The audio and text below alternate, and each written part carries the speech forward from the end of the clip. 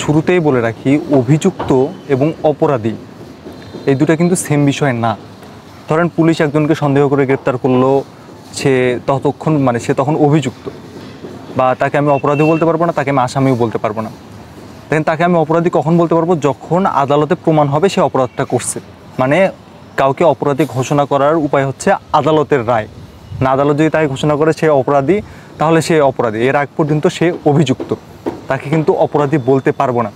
এই বেসিক জিনিসটা ক্লিয়ার রাখেন, তাহলে প্রথম আলো বলেন বা যে পত্রিকায় বলেন, তারা কি জঙ্গি ন্যারেটিভ তৈরি করছিল কিনা, বা তাদের এই জঙ্গি বিষয়টা কিভাবে আওয়ামী লীগ সরকার এই ন্যারেটিভটা কিভাবে ইউজ করছে, তাহলে বিষয়টা ক্লিয়ার হয়ে যাবে। তো চলুন বিস্তারিত শুরু করা যাক। বিভিন্ন নিউজে দেখে থাকবেন যে পুলিশ হোক, র্যাব হোক, বিজিবি হোক, কাউকে গ্রেপ্তার করার সময় সামনে তারা যখন ওই প্রেস ব্রিফিং করে আর কি অভিযুক্তকে সহ, তখন তার ছবি সহ সামনে দেখা যাচ্ছে বুকে একটা প্ল্যাকার্ড লেখা যে ইয়াবা ব্যবসায়ী বা অমুক আসামি, এরকম সরাসরি তাকে আসামি বা দোষী সাব্যস্ত করা হয়। সে যদি হাতে নাতেও ধরা পড়ে, তবে আইন প্রক্রিয়ায় তাকে দোষী তখনও তারা বলতে পারে না। এটাতে যদি যারা অভিযুক্ত হিসেবে গ্রেপ্তার হয়েছে তারা যদি পরবর্তীতে মামলা টামলা করে দিত ওই বাহিনীর বিরুদ্ধে বা যে কর্মকর্তা এই কাজটা করছে, তাহলে সে আইনত সেই ব্যক্তি আইনত জিতে যেত, যে না আমি অভিযুক্ত, আমাকে ধরছে, কিন্তু আমার বুকে আদালত রায় দেওয়ার আগে আমার বুকে একটা প্ল্যাকার্ড ঝুলিয়ে দিচ্ছে, আমি অমুক অপরাধে অপরাধী। এটা কিন্তু করতে পারে না পুলিশ বলেন, বিজিবি বলেন। আবার বিজিবিরা তো আরও এক কাঠি সরেস। বিজিবিরা দেখবেন বিভিন্ন জায়গায় বিভিন্ন বাড়িতে লিখে থাকে, সীমান্তবর্তী বিভিন্ন বাড়িতে চোরা কারবারির বাসা, ইয়াবা ব্যবসায়ীর বাসা, এরকম করে দেওয়ালে এরকম লিখে দেয়, এরকম দেখছেন হয়তোবা, আমি ছবি দেখানোর চেষ্টা করব। তো এই যে বিষয়গুলো, এটা কিন্তু পুরোপুরি বেআইন। এখন দেখেন, এই জঙ্গি ন্যারেটিভের কথা যদি বলেন, স্পেসিফিকভাবে অনেকে প্রথম আলোর দিকে আঙ্গুল তুলতেছেন, দেখেন এটা সব নিউজ পোর্টালই করতো কীরকম। প্রথমে বলে রাখি যে আওয়ামী লীগ কিন্তু এই জঙ্গির একটা ন্যারেটিভ তৈরি করছে, যে জঙ্গি যে এক্সিস্ট করে না, বিষয়টা এরকম না। যে বাংলাদেশে এক্সিস্ট করে না, কিন্তু আওয়ামী লীগ এটা একটা বানাইছে, বিষয়টা এরকম না। বাংলাদেশে এরকম এই জঙ্গিবাদ এক্সিস্ট করে। তো তাদেরকে দমনের জন্য বা সরকার নিজের কিছু সুবিধার জন্য পশ্চিমা বিশ্বকে দেখাচ্ছে, না আমাদের এখানে জঙ্গি আছে, দেখেন আমরা কিভাবে দমন করতেছি, বা যারা বিরুদ্ধ মত আছে তাদেরকে দমন করার ক্ষেত্রেও শেখ হাসিনা সরকারের এটা ইউজ করছে। যেরকম স্টুডেন্টদের ক্ষেত্রে কিছু হইলেই শিবির ট্যাগ দিয়ে করতো, তো আরও বড় ছেড়ে গেলে সেটা জঙ্গি ট্যাগ হয়ে যেত আর কি। তো এরকম তো আমরা হরহামেশাই দেখছি কতজনকে এরকম জঙ্গি ট্যাগ দিয়ে দেওয়া হয়েছে। তো এটা কিভাবে বিষয়টা কেমনে ঘটতো, যে ধরেন একটা ব্যক্তিকে পুলিশ বা কাউন্টার টেরোরিজম ইউনিট তারা দেখাচ্ছে যে না আমরা একজনকে জঙ্গি হিসেবে গ্রেপ্তার করছি। এই কথা তো পুলিশ বলতে পারে না। পুলিশ বলেন, র্যাব বলেন, কাউন্টার টেরোরিজম ইউনিট বলেন, কেউ তো এই কথা বলতে পারে না যে না তাকে সন্দেহভাজন হিসেবে গ্রেপ্তার করা হয়েছে, সে অভিযুক্ত, বা প্রমাণ থাকলেও তাকে আমি জঙ্গি হিসেবে বলতে পারবো না। তারা প্রেস রিলিজ দেয়, তারা এরকম করে সংবাদ সম্মেলন করে বলতেছে সাংবাদিকদের, দেখেন আমরা 3 জন জঙ্গিকে ধরছি। এটা কিন্তু শুধু প্রথম আলোর কথা বলতেছে না, এটা অনেকগুলো নিউজ চ্যানেল আপনি গুগল করলে দেখতে পারবেন। আমি কয়েকটা ছবি দেখানোর চেষ্টা করবো। সবাই কিন্তু এরকম করছে যে জঙ্গি গ্রেপ্তার। আরে ভাই, এই জঙ্গি বিষয় এটা তো আদালতের রায়ের মাধ্যমে ক্লিয়ার হইতে হবে। এটা আদালত ডিক্লারেশন দেবে যে না সে,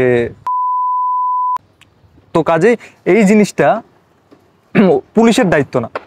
তো পুলিশ প্রেস ব্রিফিং করছে, তারপর সাংবাদিকটা কি করছে, পুলিশ বলছে আজকে প্রেস ব্রিফিংয়ে যে আমরা 3 জন জঙ্গিকে ধরছি, তারপর সাংবাদিক সেটা লিখছে আমরা 3 জন জঙ্গিকে ধরছি। এটা যে প্রথম আলোর মাধ্যমে করছে, বিষয়টা হচ্ছে যেখানে ইথিক্যাল যে সাংবাদিকতার যে মিনিমাম যে ইথিক্সগুলো আছে, সাংবাদিকরা সেটা মেনটেন করে নাই। যেমন ওখানে তারা এয়ার কোটেশন ইউজ করতে পারতো, যে 3 জন জঙ্গিকে ধরা হয়েছে, এয়ার কোটেশন যেটাকে বলে, 2 পাশে ইনভার্টেড কমা দিয়ে জঙ্গিবাদ লিখতো, যে তা এটাতে তথাকথিত এই বিষয়টা বোঝায়, যে তথাকথিত জঙ্গিবাদ। তারা এখন এই বিষয়টা শিওর না, আদালতের মাধ্যমে এটা ডিক্লারেশন হয় নাই, তারা এই ন্যারেটিভটা ইউজ করতে পারতো। এটা কেউই করে না, প্রথম আলো বলেন, সময় বলেন, যমুনা বলেন, যতগুলো নিউজ হাব আছে কেউ এই কাজগুলো করে না, তারা সরাসরি জঙ্গি লিখছে। পুলিশ প্রথমে যেটা ডিক্লারেশন করছে তারা পুলিশও এভাবে করতে পারে না, তারপর সাংবাদিকরা তাদের ইথিক্সের বাইরে যেয়ে করছে। এখন এটা বিভিন্ন কারণে হইতে পারে যে সাংবাদিকরা স্বেচ্ছায় করছে, অথবা এটা যে তার ইথিক্যাল বিষয়ের মধ্যে পড়ে সে সেটা জানে না, এটা একটা কারণ হতে পারে, বা সে স্বেচ্ছায় জেনে বুঝেই করছে, যে না সে বুঝতেছে যে তার এটা করা উচিত ছিল, তারপরেও সে করে নাই। আর তৃতীয়ত যে বিষয়টা হতে পারে যে চাপে পড়ে বাধ্য হয়ে করছে, এটা কিছু কিছু ক্ষেত্রে মানা যায়, আবার কিছু কিছু নিউজ পোর্টালের ক্ষেত্রে এটা মানা যায় না আর কি। সেটা অন্য আলাপ। এই 3টে ক্যাটাগরির মধ্যে কোনো একটা হবে। পুলিশেরও দোষ আছে, মিডিয়া হাউসগুলোরও তারা তাদের যে ইথিক্যাল বিষয় সেগুলো ফলো করে নাই।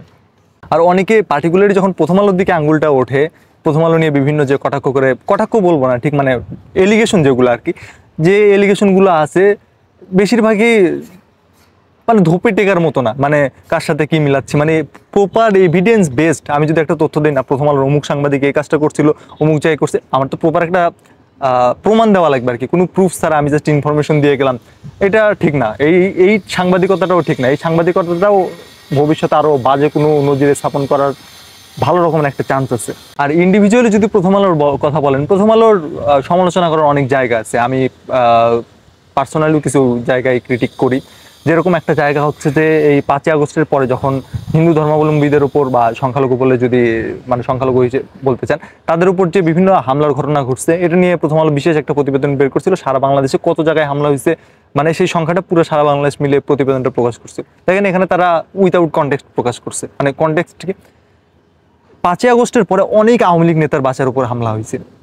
এখন কেউ যদি মানে কোনো আওয়ামী লীগ নেতা যদি হিন্দু হয়ে থাকে এবং তার উপর যদি হামলা হয়, সে কি হিন্দু ধর্মের হওয়ার কারণে হামলা হয়েছে নাকি সে আওয়ামী লীগ নেতা ছিল? কোনো হামলাই কাম্য নয়, মানে আওয়ামী লীগ নেতার উপর হামলাও কাম্য নয়, বরঞ্চ সে যদি তার বিরুদ্ধে যে অভিযোগ থেকে থাকবে আর কি, তার বেসিসে তার আইনত শাস্তি হওয়া, মানে আইনগতভাবে তার শাস্তির বিষয়টা নিশ্চিত করা প্রয়োজন, এরকম মবের মাধ্যমে না। তো এই কনটেক্সটে নাই। আবার আমি এটাও ভুল বুঝেন না, যারা সনাতন ধর্মাবলম্বী যারা দেখেছেন তাদের কাছে একটা ভুল মেসেজ যাইতে পারে যে না সব হামলা আওয়ামী লীগের মানে আওয়ামী লীগ করে সেই জন্য হয়েছে, না এটা হয় না। কিন্তু আমি যখন আওয়ামী লীগ করার কারণে হয়েছে সেটা যখন আমি মেনশন করবো না, ঢালাওভাবে সম্পূর্ণ একসাথে দেবো, তখন সেটা এক পেশে নিউজ হওয়ার সম্ভাবনা থেকে যায়। আর গুজবের উপর গুজব, সেটা তো আরও বিষয়টাকে আরও বাজে দিকে নিয়ে যায় আর কি। তো এরকম আর কি, এরকম ক্রিটিক করার অনেক জায়গা আছে, কিন্তু স্পেসিফিকভাবে আমার মনে হয় যে না এটা প্রথম আলোর সাথে যাচ্ছে, মানে এরকম করার কতগুলো জায়গা আছে, এটা নিয়ে তদন্ত হইতে পারে কেউ, মানে আইনি বিষয় তো এটা, কারণ এই সেন্সিটিভ বিষয়গুলো জঙ্গির কথা বলেন বা এরকম হামলার কথা বলেন, সেগুলো অনেক কিছু নির্ধারণ করে দেয়। যেমন বাংলাদেশে হিন্দু নির্যাতন হোক বা না হোক, সেই নিউজটা যদি করা যায় তাহলে এটা ভারতে বিজেপি সরকারের অনেক লাভ হয়। শুনে হাস্যকর লাগতে পারে, এটা নিয়ে আলাদা ডিটেলস একটা ভিডিও বানানো আছে, চাইলে সেটা দেখতে পারেন, মনে হয় না দ্বিমত পোষণ করবেন। আর এই ভিডিও কেমন লাগলো কমেন্টে জানাইতে অবশ্যই ভুলবেন না। লাইক, কমেন্ট, শেয়ার, সাবস্ক্রাইব যে অপশন পান ইউজ করতেও ভুলবেন না। ধন্যবাদ দেখার জন্য।